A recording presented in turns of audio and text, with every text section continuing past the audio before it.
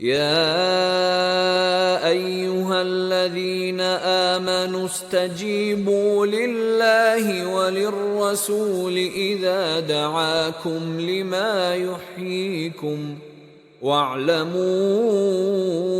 أن الله يحول بين المرء وقلبه وأنه إليه تحشرون۔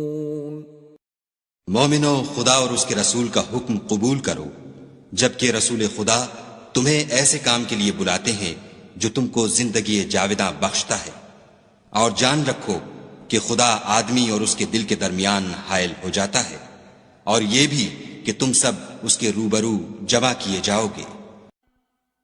O you who have believed, respond to Allah and to the Messenger when he calls you to that which gives you life.